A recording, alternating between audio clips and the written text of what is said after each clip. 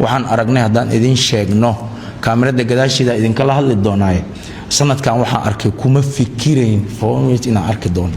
waxa kale oo hadda nagu socda dhaqan doorin iyo faafin waxyaabo aan isirba u lahayn Soomaalida oo waxaan aragnay waana idin soo bandhigi karin inaad waxyaabo qarkood bulshadan kala xishoon inaan soo bandhigno sababtoo ah dambigiyan qayb ka noqonayna dad badan waxa jira waxaan ka joog marka dhahdo ilaa uu soo arka maahina inuu si ka istaagin waxaan aragnay haddaan idin sheegno kaamirada gadaasheeda idin kala hadli doonaaye sanadkan waxaan arkay kuma fikirayn foomit inaan arki doono sababtoo ah gabar Soomaali yani adduunyo waxa arki jirtay yani amni daraka tago amni tag meel la dhaha naag ka tago nin taga joogna nin ka soo tago naag taga la maraa waa wax laga yaabay waaye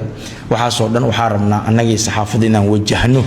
dadka wacyigelin loo sameeyo booliisku kaashano saxaafada kaashano bulshada rayidka kaashano la culmaa diinka kaashano laga soo dhalaalo wallahi waa ka deyrina dhaqanka bulshadeena nabad yarta aan helnay waxay keentay oo in laga shalaayo nabad yarta la helay in laga shalaayo maraysa anaguna marabno in shalaagaas uu dhaco saxaafaduna muhiim ay noo tahay in la shaqeeyo waan idinka codsanaynaa boqolkiiba Soomaaliya waxaan ka codsanaynaa tababarada noocan ay badiso saxaafadii booliiska isku badnaadaan ummadan waxay u baahan tahay wacyigelin ka fog midaas dhaqan doorinta waxa noo keenaya dadka yagi qaar dibadda aaday waxay la yimaadeen fikirkeena ka duwan wixina asal uma aha diinteena dhaqankeena asal uma aha oo waxa la maraa yani in waxyaabaha badan qoys burburka keena waxa kamid ah cuniga hooyadiis iyo aabihiis inta ka tago oo hooyo waxa la arki jiray cunigeeda raali ugu noqonayni war dadka aan soo xirnay waxa ku jira nin aabihiis imaam masjid yahay aabihiis imaam masjid yahay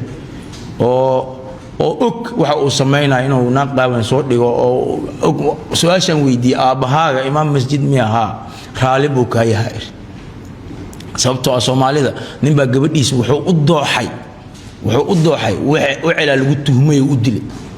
meesha aan ka taaganahay dhaqan xumada in Soomaalida ay nacdo haddana waxaan maraynaa aabihiisana duurku noo soo adima asagana casirkii hotel noogu soo dhaqan xumo noogu soo bandhiga wax la yaabo waaye